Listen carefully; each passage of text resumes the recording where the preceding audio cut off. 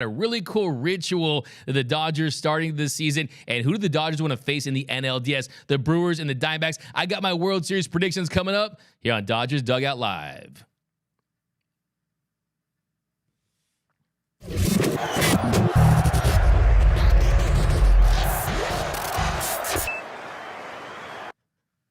What is up, Dodgers Nation? D-Mac here. You can follow me on Twitter and Instagram at DMac_LA. And if you have not yet, for all the latest Dodgers news and rumors all season long, be sure to hit that subscribe button, hit that notification bell, hit that like button. Just gave away a brand new $350 authentic Mookie Betts jersey. If you want to be eligible for those giveaways, make sure you're subscribed. Make sure you have that notification bell on. Also, drop some comments down below. How do you want to see this Dodgers NLDS lineup looking? But I see the chat rocking and rolling. I see Daniel Tafo out there. What's up, D-Map? Got Jacob Gumar, Dodgers AD stuff. Wanted to read a comment from yesterday that I thought was hilarious. Someone said, D-Mac, what's up with the morning show? I'm supposed to be at work. Now I'm instead in the third stall at my work watching Dodgers Nation. So we appreciate you guys watching us, rocking with us in the morning. So we're going to be here Monday through Friday, 10 o'clock. Hopefully we'll be a little earlier tomorrow, but 10 a.m. Monday through Friday, all Dodger baseball all year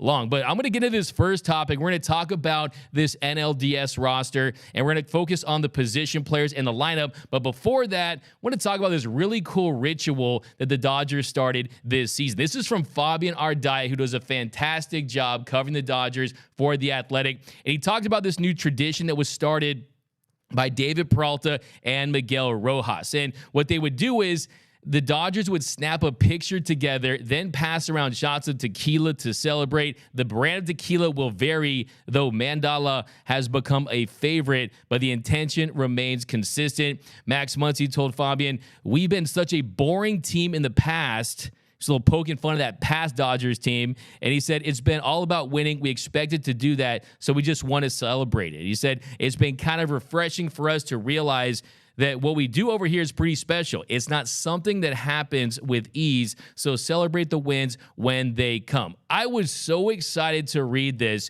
because, like I said about last year's team, that was the Chat GPT Dodgers. They were very robotic. They went to work. They did their job. They went home, and didn't seem like they had that much fun. And they didn't have a lot of fun in the NLDS, losing to the Padres. This team is a different story, and what I like about this story is that it's not just about celebrating wins. It was about celebrating series. So they're training their mind to go out there and win series. They're enjoying the process. I mean, what's the point of this if you're not going to have some fun? The tequila, guys having a good time, and they have pics. So what they would do is they would pass around this camera and take pictures. I need to see those pictures. I feel like it'd be like the end of Hangover where you get to see all those pictures. So hopefully if the Dodgers go on to win this World Series, we get to see that and celebrate with tequila shots all around. So I thought that was really, really cool. And it really just speaks to the chemistry of this team. It speaks to the flavor of this team, because one of my criticisms with this Dodgers team is that they have, for lack of a better phrase, they've been boring. They haven't been that interesting. Just ask yourself this question. If the Dodgers won the World Series last year and they dropped a 30 for 30 for it, would you even want to watch it? I mean, what if I told you a boring team won 111 games and went on to win the World Series? Would you want to watch it? If there was a major league style movie for this Dodgers team, would it be that interesting for last year's team? I don't think so. I feel like Hanser Alberto, he was like the DJ Khaled of the Dodgers. What does this guy actually do? All he really did was be the highest paid mascot in Major League Baseball. I thought this team is night and day different when it comes to team chemistry, and it's a credit to Andrew Friedman and the front office to realize you got to bring in a guy like a Miguel Rojas, a guy who had never won 100 games, a guy who had never tasted the postseason success. Bring a guy like Jason Hayward, who's been phenomenal, not only as a player, having his best year in years, and also being paid for by the Chicago Cubs. He's been fantastic, also nurturing James Outman, and then a David Peralta, who's all kinds of fun. So great to hear that story. But let's dive into this postseason lineup. And I want you guys to drop your lineups down below. Who do you want to see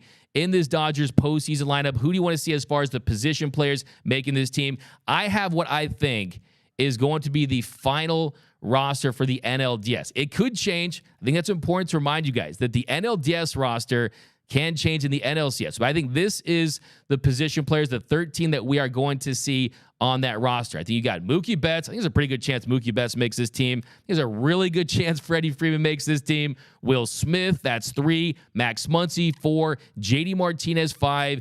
Jason Hayward, 6. James Outman, 7. David Peralta, 8. Get a little choo-choo for David Peralta. Miguel Rojas, 9. And you look at that bench, and I think you're going to see a bench where you got Chris Taylor, you got Austin Barnes, you got Kike Hernandez, and you got Ahmed Rosario. Now, of course, yeah, Colton Wong, he was impressive late, especially against righties, especially if you're shut out down 6-0. He's going to break that tie with a home run, but I don't think he has done enough. I think you look at the way this lineup is. This lineup is stacked. This is a championship-winning lineup. We'll talk about the pitching tomorrow. More thoughts on that. And in fact, in our next segment, we'll get into the pitching.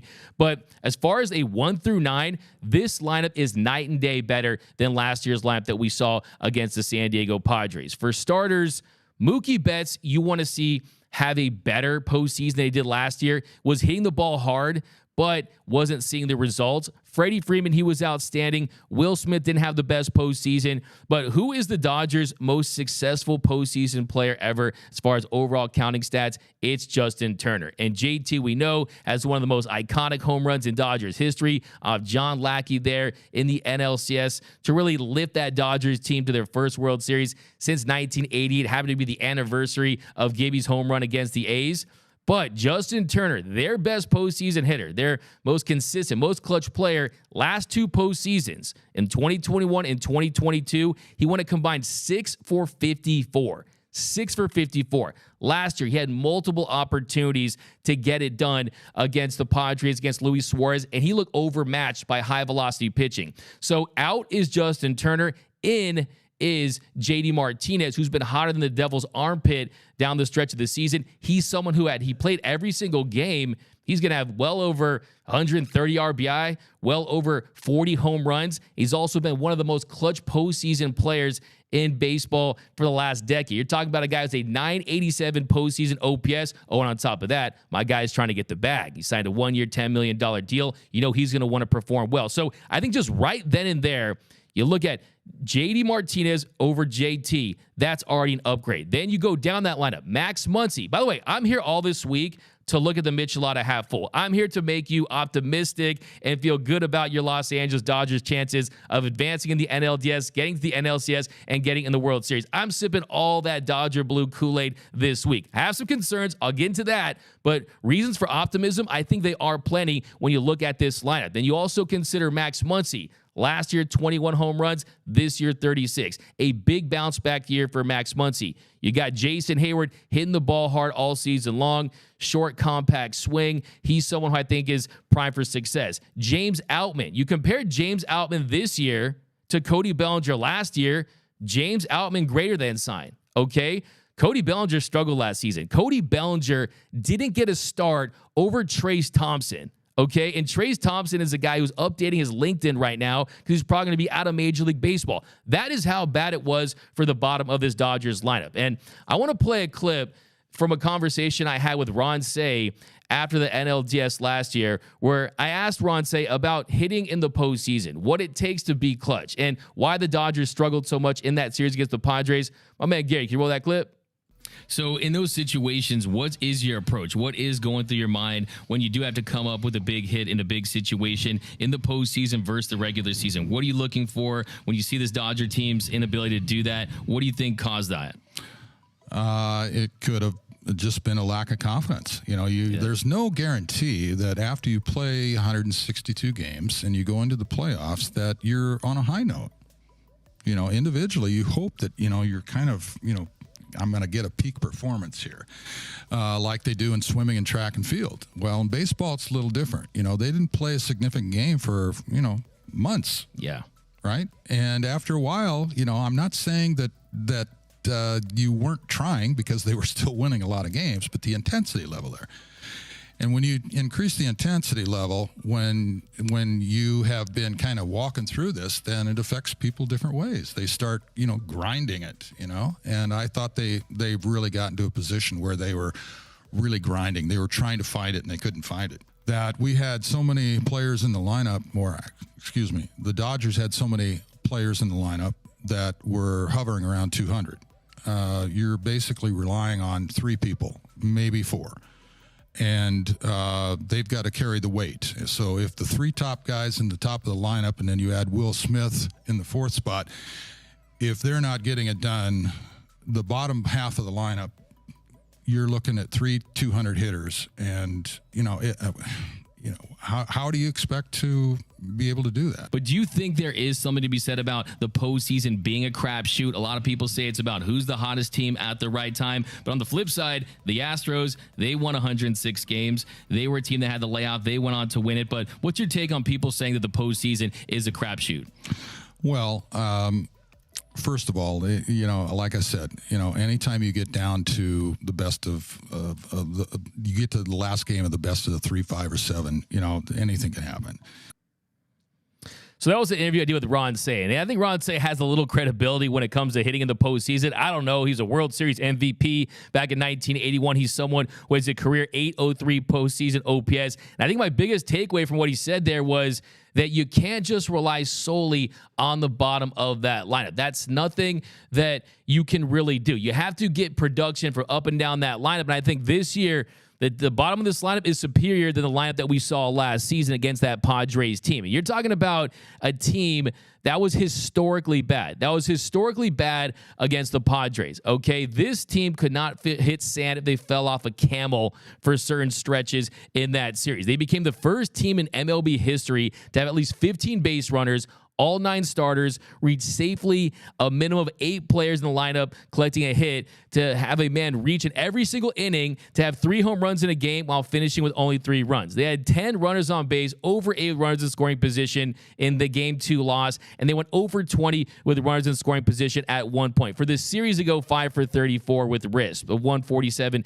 batting average. They hit 227 as a team, had a 704 OPS. So reasons for optimism: this lineup is superior than last year's lineup. You have a more dynamic lineup with different hitters. I think the bench is better too. I mean, you got a Kike Hernandez, is someone who's always had a nose for a big postseason moment. The 3 home run game against the Cubs in 2017, the big go-ahead home run there in Game 7 of the World Series when the Dodgers, or Game 7 of the 2020 NLCS. I mean, he's someone who's had big moments in the postseason. I think that he's someone that is going to have his moment again. Ahmed Rosario, he brings speed. He can hit lefties. Austin Barnes has improved. Austin Barnes is hitting over 268 in the second half of the season for Austin Barnes. So this lineup is better. And then you go all the way back to that 2021 season, right, where they lost to the Braves. And I think a lot of that had to do with the fact that Max Scherzer's arm passed away towards the end of that NLCS. Walker Buehler, his tank was empty. Julio Urias wasn't the same after he was used out of the pen. That Dodgers team just kind of was leaking oil and ran out of gas. But why did that team lose that series to the Braves in 2021? The offense. You did not have the depth. Let me bring up some horror stories, okay? And this is going to be a little nightmare fuel, but I don't think people realize how bad that 2021 NLCS team was towards the bottom of that lineup. You had Austin Barnes, Matt Beatty, Andy Burns, Gavin Lux, Steven Souza Jr., and Brusdar Graterol combined to go 0 for 17 in the 2021 NLCS. Yes, there was a time, kids, when pitchers actually hit in games, okay?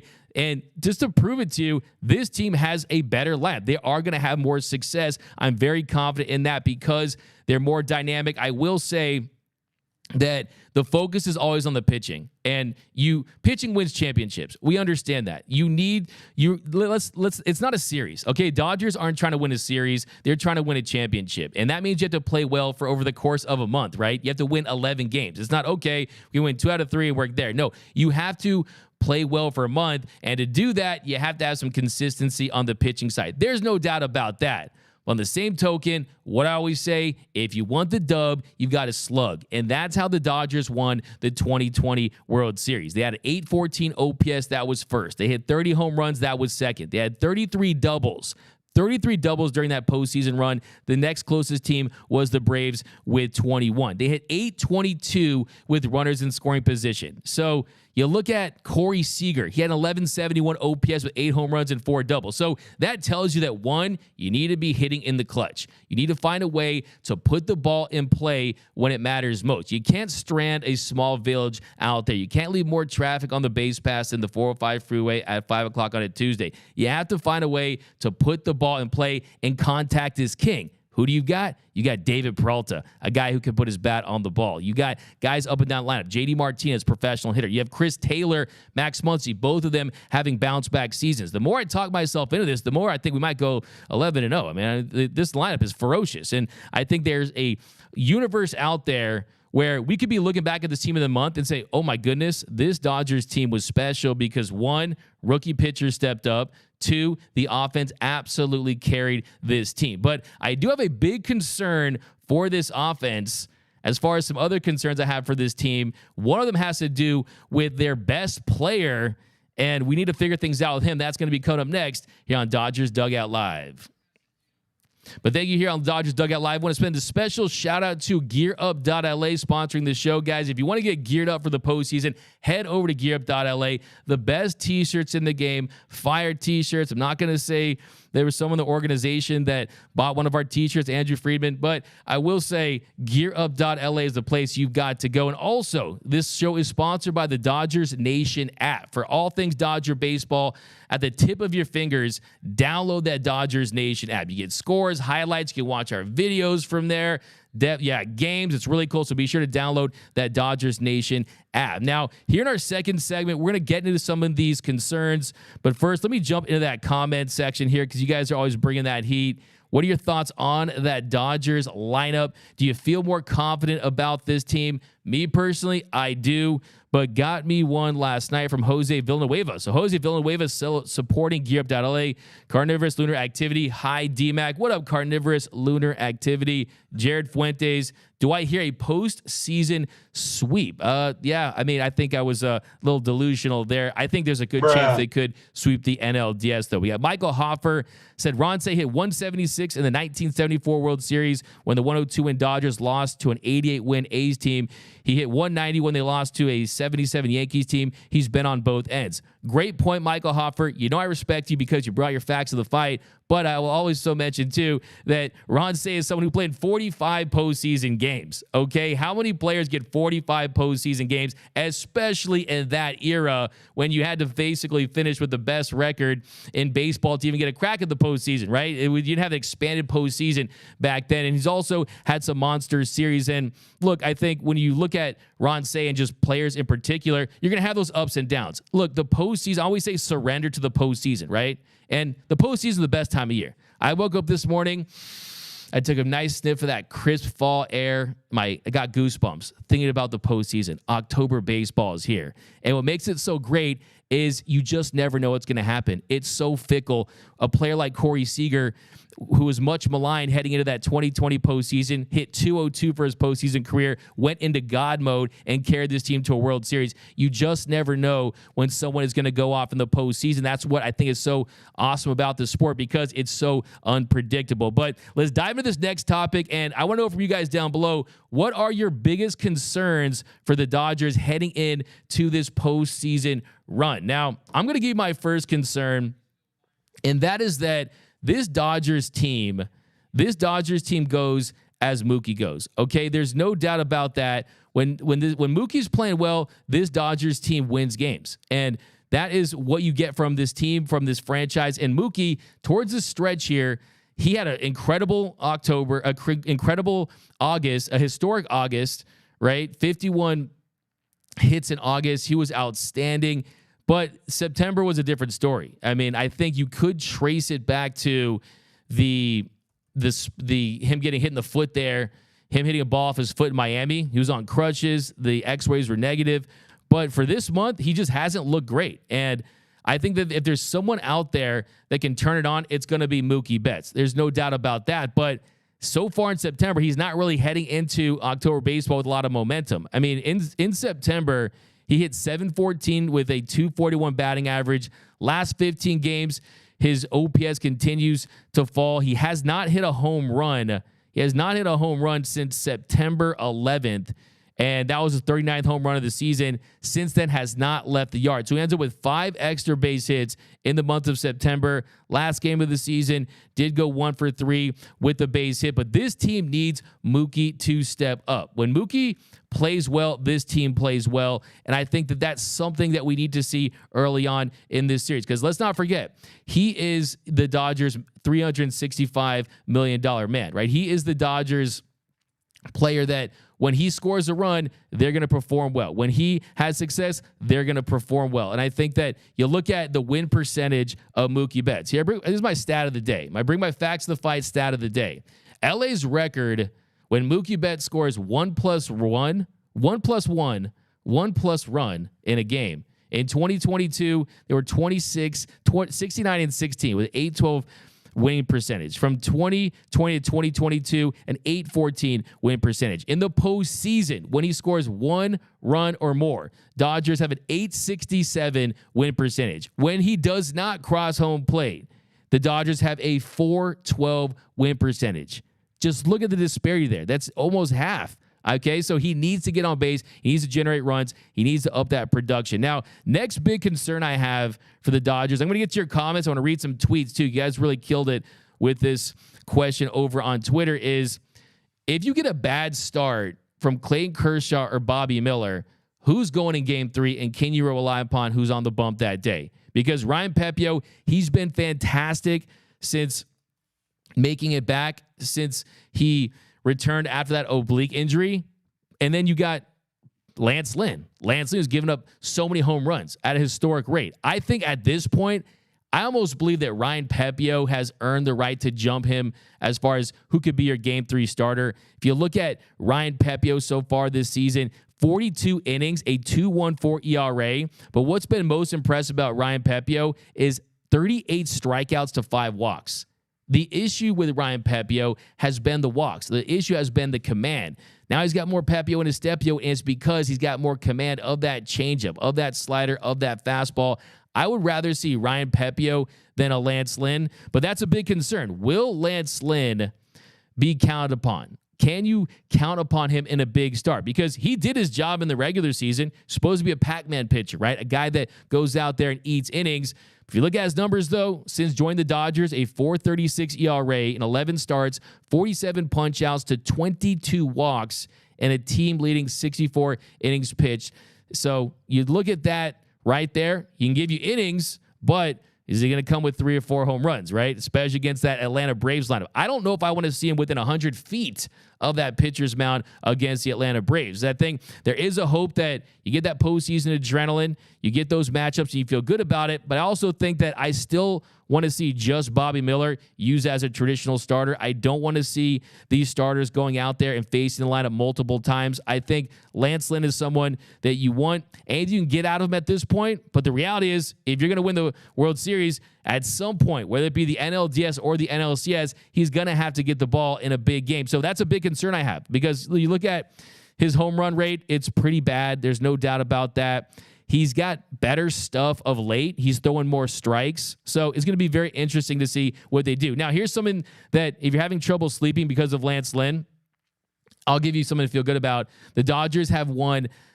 In his 11 starts, the Dodgers have won 9 of those games. So in his 11 starts with LA, they've won 9 of those games. So that's definitely something to feel good about. And then my third biggest concern is, how will the rookie pitchers handle the bright lights of October baseball? And we can preview them. We can get into their numbers. We can talk about their potential and their high velocity and how filthy and nasty they are. But the reality is, until we see them perform at that stage, are they built for this? Right? Are they him? Can they go out there and perform with these high stakes games facing potent lineups? That is a big question. And look, sometimes you get Fernando Valenzuela and go out there, and Fernando Mania takes place in 1981. Larry Sherry for the Dodgers in 1959. He ends up World Series MVP, and he's a young pitcher. You got Walker Buehler in 2018. If you look at the history of this Dodgers organization, you see a lot of young pitchers. I mean, you see guys going up there, taking the ball, and really putting this team on their back. So will they handle those bright lights? That remains to be seen, because postseason baseball is very different than the regular season. I do think, I will say, though, that this organization, when you look at the guys that they draft and scout and develop, a lot of college guys. Emmett Sheehan went to Boston College, Golden Eagle, Louisville for Bobby Miller, a Louisville Cardinal. A lot of these guys, they went through the postseason they went through a college run. So I think they're better equipped. They're a little older, right? Ryan Pepio, he went to Butler. They're a little older, a little more mature. And I think, too, that they had to break in with the Dodgers team that has World Series aspirations, that is a pressure cooker. So to put on that Dodgers uniform in general is always going to give you a lot of pressure and provide that. So I think that if there's one organization that could prime young pitchers to have success, it is the Dodgers. So I have full faith that they're going to pitch well, but not all of them are going to go out there and shove every single night. But that is really the number one X factor. Because if Bobby Miller pitches like he does in the regular season, in the postseason, that changes everything.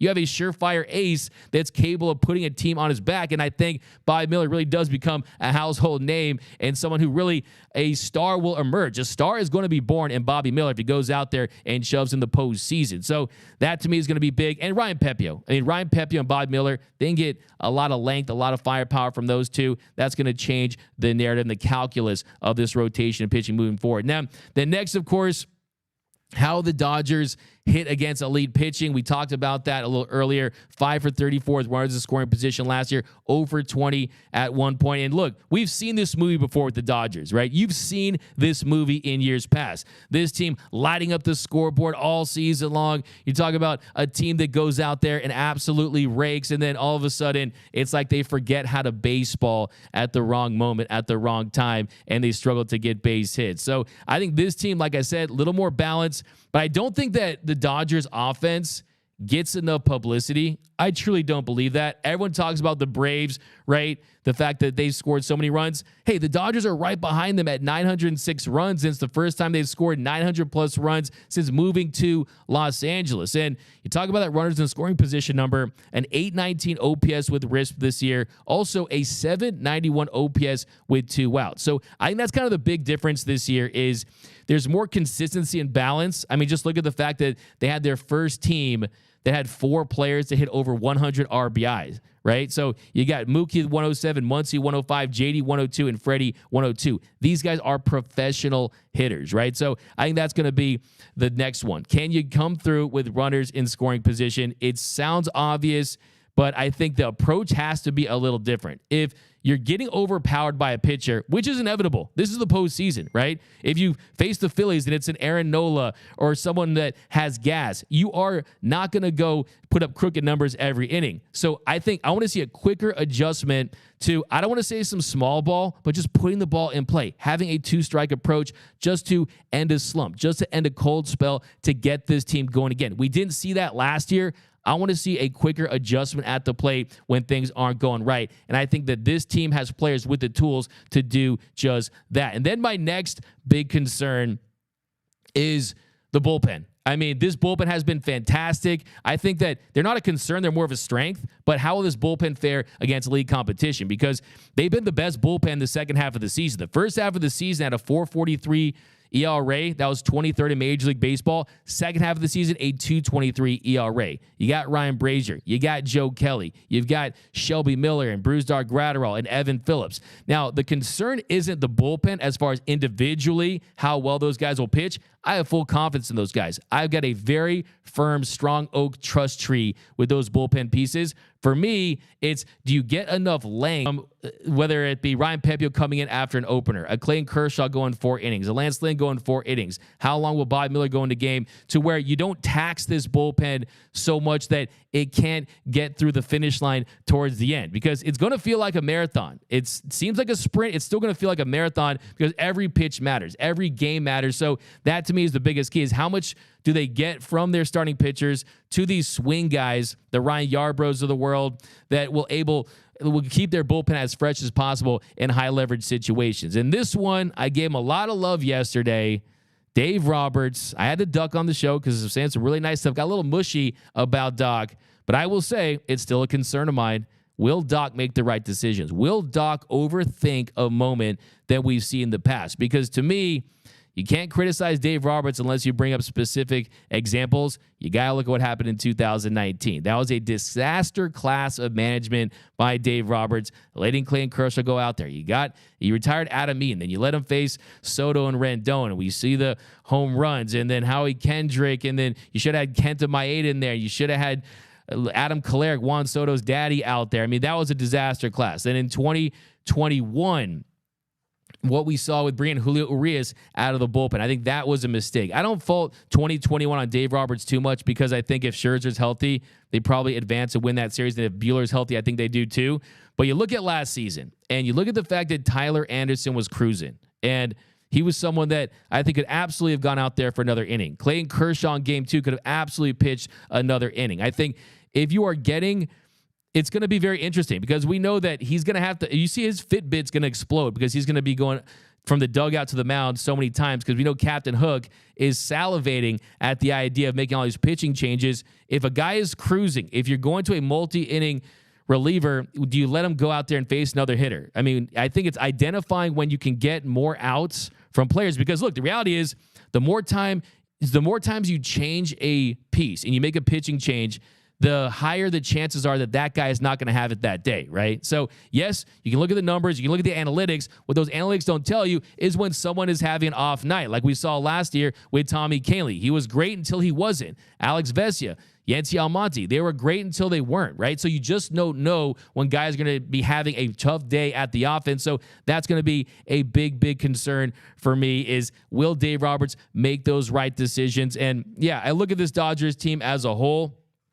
The starting rotation, it's a concern. There's no doubt about it. It's non-traditional. But I will tell you this, that last year was the first year in a long time that the average starting pitcher went over 5 innings. Before that, you're talking about less than 4 innings per start for starters. So what that tells you is that Major League Baseball is increasingly becoming a bullpen game. So the firepower is there. The top-end talent is there. It's just a matter of, can you go out there and execute, and will this offense play up? But it also depends on the matchups. Who are they going to face? And speaking of those matchups, coming up next, we're going to talk about some of these matchups for the Dodgers, and who would you rather play? Would it be the Brewers? Would it be the D-backs? I got my World Series predictions coming up. But first, I do want to read a couple of your comments here and get your thoughts on some of these concerns. We got Mookie, 100% is a concern. Getting out of the first round unscored from Craig Osterberg. We got Lynn home runs for sure. Mike M. Yeah, I think it was a bummer that Lance Lynn got to 40 home runs this year and Mookie didn't. I mean, that was kind of messed up. But I think I knew says, I'm concerned about Mookie. He is not slugging. Yeah, like we talked about, the slug has disappeared from Mookie Betts. By the way, if you have seen Mookie Betts, can you please return to Dodger Stadium? Because I haven't seen him all September and early October. So we need him back at the Ravine for this team to have success. So I think that's a fantastic point. Since the Braves series, Mookie has struggled. That is from Jay Silva. We got BC in the chat. What up, BC? DKM JD just revealed he might have a happy injury groin. Just one more month. JD, one more month. Okay, try to type legibly here, please. But yeah, I think JD Martinez, that's a valid concern as far as him staying healthy. We saw the Dodgers lost JT back in 2021. We got Pep in his step, Pepio over Lynn.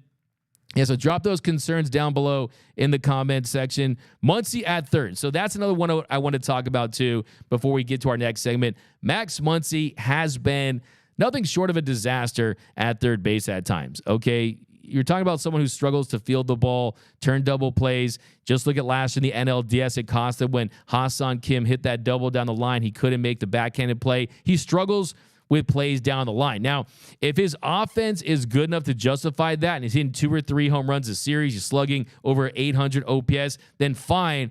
But that's something to consider. I will say, though, at the very least, you have improved with Miguel Rojas. Miguel Rojas, 12 defensive runs saved. That ranks 5th in Major League Baseball. Last year, Trey Turner, minus 10 defensive runs saved. So at the very least, you have Miguel Rojas next to Max Muncy this year instead of Trey Turner next to Max Muncy, which really hurt the defense on that side. So I definitely think that's a valid concern. And in a close game, one error can cost you. We've seen that with this team. I think Max Muncy's error really was costly. Trey Turner's error was costly in game 2 that I think flipped this series. So that's a very valid point. But coming up next, we're going to preview the Brewers and the Diamondbacks Wild Card Series. I'm going to tell you who you need to be rooting for, and I'm also going to drop my World Series pick. So also get those World Series predictions ready. That's coming up next here on Dodgers Dugout Live.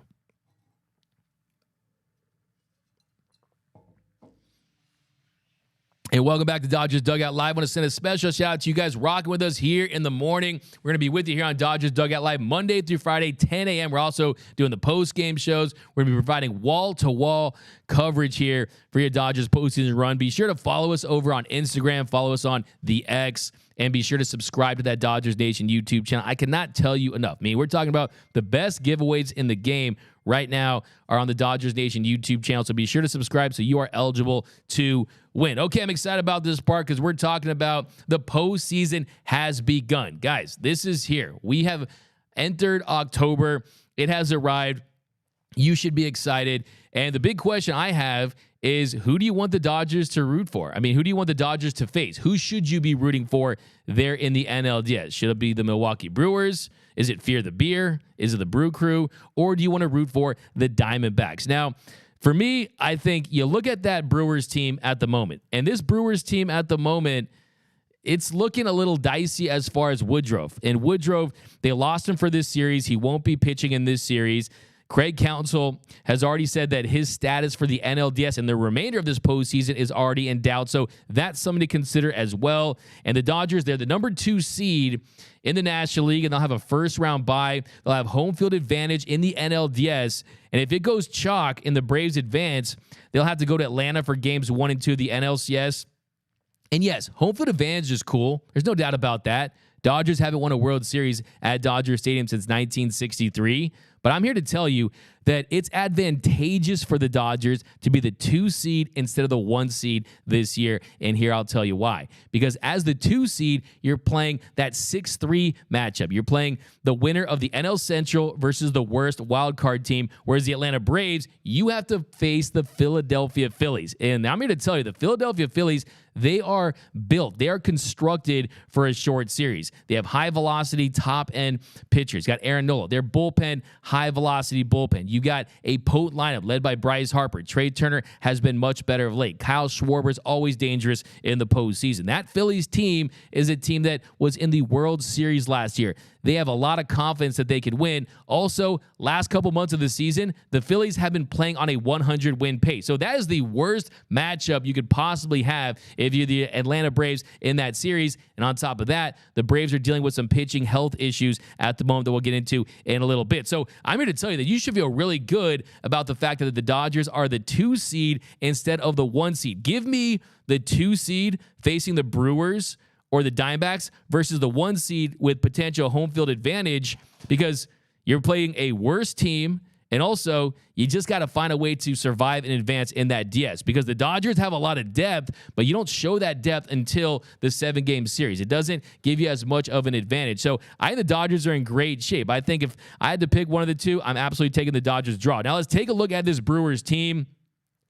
The Dodgers faced the Brewers 6 times. They went 5-1. It was the best record the Dodgers had against any potential opponent. So of all the opponents out there, 5-1, that was the highest winning percentage. Now, the Dodgers swept the Brewers in 2020. You remember that epic, legendary 2018 NLCS. Who could forget Puig's home run? Who could forget the Chris Taylor catch, Cody Bellinger walk-off? I mean, that was a legendary series. Great team right there. They beat them in Milwaukee on the road in Game 7. So they've had success against this Brewers team in the past in the postseason. And why I like this matchup for the Dodgers is, one, what's the Dodgers' potential weakness? What is that weakness? It could be pitching. It could be the bullpen. It could be not getting linked from your starters. Well, guess what? The Brewers, this is one of the worst offenses in Major League Baseball. As the kids would say, this Brewers offense is mid. They're slashing 240, 319, 385 with a 92 weighted runs created plus. So that is not an inspiring offense. A 705 OPS is the second last in the National League. Now, they are a very disciplined offense, and that's something that plays up in the postseason. Their 23.2 strikeout rate is just behind the Dodgers. Their 9.7 walk rate is also just behind the Dodgers in the National League. So they're a team that really their approach to the plate is similar to LA, and they like to see a lot of pitches. They like to take their walks. They don't like to expand the zone. That's going to play up. So it's going to be important the Dodgers face the Brewers to pump the zone, to throw strikes, and not lose that command. And also, who could hurt them? Who could hurt the Dodgers if you're the Brewers? Well, you got Christian Yelich. Christian Yelich is not the same Christian Yelich he was when it was the Yelly Belly era, when he was the MVP, when he was one of the best players in the game, but he has been better of late. He's put up solid numbers this season, an 816 OPS, a 925 OPS with runners in scoring position. So if he's at the plate and runners are on base, the Dodgers are going to have to be careful with Yelich, but they've owned him this year. They've owned Yelich at the plate. Yelly is 4 for 21, hitting 191 against the Dodgers this year. Then there's Willy Adames, Mookie's BFF, 24 bombs this season, 81 RBI. Versus the Dodgers this year, though, a 136 batting average with 8 punch-outs and 22 at-bats. Now, their biggest strength for the Brew Crew is their pitching. And they have a 3.73 ERA. That's the best in the National League, the best whip at 11.86. Their 2.24 batting average, 3.78 road ERA are all towards the top of Major League Baseball. And look, the reality is of all these teams, if they were fully healthy, the Brewers would have the best starting rotation. You've got Corbin Burns, you got Brandon Woodruff, you got Wade Miley. And like I told you earlier, that Woodruff is going to miss this series with that injury, so that's definitely a plus. And you're probably only going to face Peralta and Burns, and the Dodgers only faced Peralta and Burns 6 times in those matchups, and they both played well. So that's definitely something to be concerned about. That's definitely something that when you wake up at 3:30 in the morning in a cold sweat, it's Corbin Burns and Peralta possibly shoving against the Dodgers, because Peralta gave up just 1 run against LA in May and a really, really nice start. Burns, he shoved against the Dodgers, pitched 7 innings of shutout ball in August. And this season, Dodgers pitchers, they've performed well. Like I said earlier, Kershaw 2-0 with a 1.5 ERA, 10 punch-outs and 2 starts this season against the Brewers. So I like them in this matchup against Milwaukee. I think when you consider that Woodruff is not able to go, when you consider that it's not a potent lineup, I think it's a great lineup for these young rookies to get their feet wet, to dip their toes in to this postseason mix, to get their jump into, head first in this postseason waters. To have a team that doesn't have a dynamic, potent offense, I think that's going to be big for this Dodgers team. And then there's the Arizona Diamondbacks. The Diamondbacks this year, of course, we know the only thing I hope for is if the Dodgers win that series, let's get that 3-game sweep. I can't go to 5 games. If it goes to 5 games, that means we can't celebrate in their pool. Okay, so let's beat them on the road. It's pretty much going to be a Dodgers heavy crowd. Wouldn't that be great? Having a Dodgers home field advantage on the road in the postseason. And if you look at their pitching, they got that 1-2 punch, Zach Gallen, Galentine's Day, Merrill Kelly. Dodgers have been really good against righties this year. They've had a lot of success against Gallen this year. Gallen's not going to be available until game 2. And this year, Dodgers, they've absolutely had their way with Zach Gallen. It won't be Galentine's Day. They slashed 341, 420, 659 with 4 home runs. He has a 9.90 ERA and 2 starts against the Dodgers. So there's that. The pitching isn't as good as the Brewers, but their offense is better. So that's basically the trade-off. They're going to face the Brewers, better pitching, worse offense. Face the Diamondbacks, worse pitching, better offense. So it's kind of the trade-off there. And if you look at their offense, you got Corbin Carroll. He's been great. Ketel Marte, Christian Walker. So offensively, I think there's no reason the Dodgers wouldn't be able to handle both these teams. This would be an absolute disaster if they lost to the Brewers or the Arizona Diamondbacks. I don't care who's on the mound. Dodgers should have the advantage. Talked about Mookie earlier. Talked about some of these guys that are struggling. Hey, having a week off, I think is going to be big. It's going to re-energize, refresh Mookie and these Dodgers players, and they should be ready to go. I think last year's this whole thing about the delay was completely overblown. They won game 1. Okay, they should have won game 2. I don't buy it at all. But now it's for my predictions for. Now I'm throwing out my predictions for the World Series, every single round. I'm going round by round.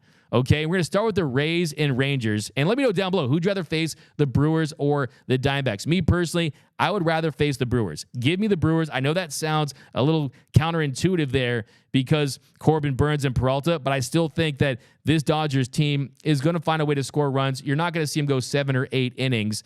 And then I think at some point you'll probably have that Brewers team fade towards the stretch. But we're going to start with the Rays and Rangers. So Rangers, okay. Rangers, hard time this season hitting the Rays. Texas, of course, they have Corey Seager. This is his favorite time of the year, October baseball.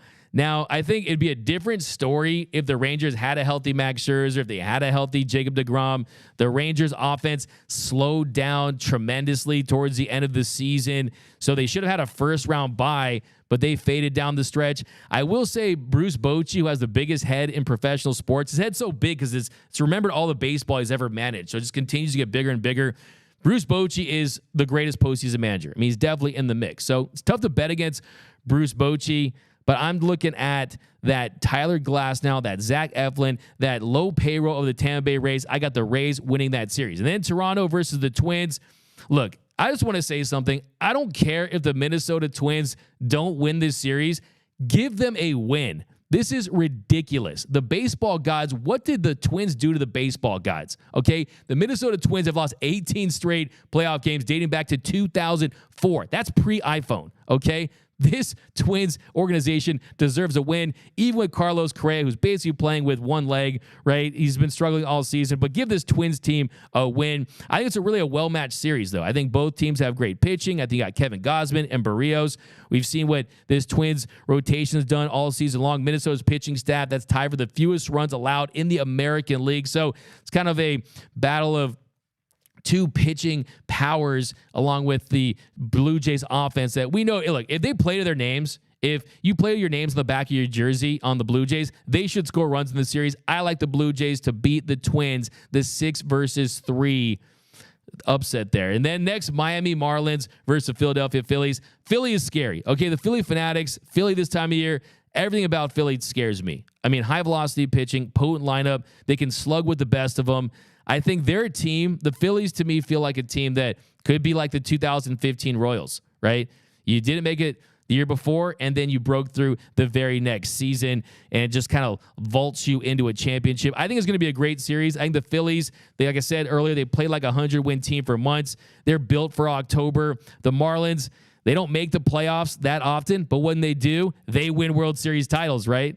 They're the team that's won 2 World Series titles off 2 wild card wins, so they're pretty interesting, and they've done a great job down in Miami. I think Skip Schumacher ends up winning the National League Manager of the Year, although I think Dave Roberts should get strong consideration.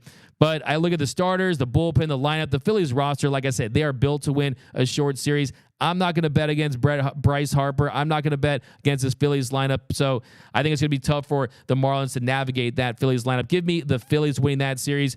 Diamondbacks, Brewers, like I said earlier, I got Milwaukee. I think they have the edge when it comes to run prevention. I think Arizona, to me, they're a solid team. It's nice to see them in a big breakthrough for that organization. A nice pitching matchup early on. But I think for me, there's only 4 teams in baseball, by the way, with a worse caught stealing rate than the Brewers at 16%. And hey, the Diamondbacks you've seen this year, the Diamondbacks are going to try to take advantage of that. They're going to try to take advantage of those pizza box bases where everyone looks like Ricky Henderson out there. So if you're going to watch that series, watch when the Diamondbacks get on base. If they're aggressive on the base pass, I expect them to do that. I think the Brewers win that series on the backs of Corbin Burns and these Brewers stars. You got the Brewers in that one. And then in the NLCS, let me get that graphic here. NLCS, this is going to be where my upset pick is. Okay, I'm LeVar balling this to death. Okay, I'm going to manifest the Phillies beating the Braves. Okay, the Braves, they've been dealing with some pitching issues of late. They're not fully healthy. And I think that, to me, is what it comes down to. I mean, key stars, you have Max Fried, Charlie Morton. They were on the IL, okay? You've got some questions about those starters. Spencer Strider and Bryce Elder, they're the only 2 starters who are guaranteed to pitch in the NLDS. So they got some questions about their pitching. Their middle relief has not been great. Their offense has been potent. There's no doubt about that. You're talking about a team that has 7 players with 20-plus home runs, but does the A have a plan B? That's the big question. When they're not slugging, where are they going to pivot? That Phillies team, I think they've got some magic in them, and I think that Phillies team beats the Braves. Wouldn't be shocked if the Braves win, but the reality is the best team in baseball doesn't always win. Only 13 times since 1969 has the best team in the sport in the regular season, went on to win the World Series. Then you look at the Brewers series. Come on, Dodgers all day. Give me Dodgers in 1. And then Orioles versus the Rays. The Orioles are for real. I know there's people doubting the Orioles. The Orioles are for real. I do not want to discredit what they've done. You look at their record against really good teams, it's very, very, very impressive. And that Orioles team is for real. Best record against winning teams in their leagues, best record in their division, best road record in baseball. I think people right now, they're looking for excuses why the Orioles shouldn't win versus why they should, because you don't have a lot of those stalwarts, a lot of those experienced postseason players. But Orioles are dangerous in that one. The Rays know how to win in the postseason. The Rays have a pitching staff that knows how to manage their way and navigate lineups. But I think the Orioles have some magic in them. Give me the Orioles against the Rays. Then Blue Jays versus the Astros. I think the Astros, to me, the Astros are like the Kansas City Chiefs. They're like LeBron James. They're like one of these guys in one of these teams in professional sports where they have proven that they can flip that light switch on. And that Astros team is so talented. Their offense comes alive in the postseason. And look, they're probably cheating. Let's be honest. But I got the Astros winning that one. And then in the CS rounds, I got the Astros versus the Orioles. So one team with orange is going to win. And I got to go with the Trastros. I think the Trastros are going to advance to the World Series once again. And Phillies Dodgers, hey, if the Dodgers get to that NLCS round, they're going to have momentum. That tells me that their offense came through. That means that they've proven that they flushed last year in the past. Even Miguel Rojas said that recently, is that this team had a very tough time getting over that series loss to the Padres. And if they get past the DS, they've totally flushed that. It's etch-a-sketch it. It's completely distant memory. They've forgotten it, right? Wiped it off the board. So Phillies Dodgers, I think you got home field advantage. I think that's a very competitive series. It would be a deep series. But hey, look, it's a Dodgers show. I'm not going to pick against the Dodgers, right? And then Dodgers versus Trastros in the World Series. And I forgot I was going to say the Trastros stole my thoughts. But no, the Astros, I think, are a team that, with everything on the line, this Dodgers team at that point would have had proven that they have the pitching to get it done. Give me the Dodgers over the Astros in 6 games at their park in Minute Maid Park. Unless they're cheating again, give me the Dodgers winning the 2023 World Series. But let me know down below in the comment section, what are your World Series picks? Guys, if the Dodgers win a World Series, I'm going to eat a shoe. Forget a shoe. I'm just going to eat a shoe. I'll barbecue it. I'll do something. We'll find a way to do something really, really wild. I'll eat a mushroom. You guys know I hate mushrooms. But, yeah, what would you guys – give me those World Series predictions. Am I crazy? My little Homer Simpson there on my Dodgers pick. Hey, look, we've seen it years past. The best team does not win in baseball, okay? Teams that have veterans, teams that have potent lineups, they do win. And if the pitching doesn't come through, then that will probably be their death knell. But I still feel confident in this team. We got, oh, no, Trastros live rent-free in D-Mac's head. Absolutely. I mean, they've been paying rent for a long time. Don't go a day without thinking about those Trastros. I'm not going to read that one. Boomer Assassin, shoe on the Barbie for D-Mac. That's from Boomer Assassin. Drop those World Series picks down below. Who do you think will make the Fall Classic? Michael Hoffer, the more teams they continue to let in the playoffs, the less likely the team with the best record will win. Michael Hoffer, absolutely, I agree with you 1,000%. I think they need to have the conversation about reseeding in baseball's postseason. I think that needs to be inevitable. Omari Parker says Dodgers, Orioles, LA wins. Yeah, I would not be surprised. I was so tempted to pick the Orioles. I really was. But I think that Astros team, they figured out. And I think baseball needs that. We got Ricardo Sandoval, my buddy D-Mac. What up, Ricardo? Ricardo, drop that World Series pick, my guy. I would say that baseball needs that. The Yankees, they're not in the postseason, right? What would be the best postseason on the table as far as TV ratings go? It's Dodgers, Astros, number 1 with a bullet. And I know Carlos Correa is elsewhere. I know that everyone is on different teams for the most part, save for Altuve and Bregman and Verlander's back. But for the most part, there's still going to be bad blood there. And I think it would be very important for Dodgers fans to just get that monkey off their back and really find a way to get past that series once and for all. And I think the only way you could truly cleanse that, in my eyes, is beating the Astros in the World Series. Unless we can find a time machine, go back to 2017. I'm going with Dodgers, Rays myself. Boomer Assassin has a 2020 World Series rematch. Cesar, D-Mac, I'm worried about Roberts. He's been great this year, but hope he doesn't make dumb decisions that hurt in the playoffs. Yeah, I've always said, sometimes if there's the wrong button to push, Dave Roberts will find a way to push it, but also has been very impressive. I think this is his best year as a manager. I think he's learned a lot throughout the years. Hepatitis, see you later. Jason Hayward, World Series MVP. Then he gets a 4-year, $55 million deal with the Yankees. We got Ricardo Sandoval, my buddy. Dodgers versus Rays again, my boy. Same results in 2020, this time with a parade. And that's the biggest thing. We need the parade. We need to pop bottles. We need to see Clayton Kershaw ride off into the sunset with the World Series championship. This Dodgers team, I guarantee you, they are not going out like punks. They are not going out like they did last year. Okay, that team, the Chat GPT Dodgers, is different. This team's popping tequila after a series win and taking wild pictures that we'll probably never see. Okay, so telling you, this Dodgers team, they're a team that you really have to back, and you should be optimistic. But that's going to do it for this episode of Dodgers Dugout Live. My name is Doug McCain. You can follow me on X and Instagram at DMAC_LA. And if you have not yet, do us a huge favor and subscribe to the Dodgers Nation YouTube channel. Hit that subscribe button. Hit that notification bell. Hit that like button. Download the Dodgers Nation app. Go to gearup.la. Get some Dodgers gear. And let me know down below in the comment section, what are your biggest concerns? What are your World Series picks? Let me know down below. And until next time, think blue, bleed blue, and I'm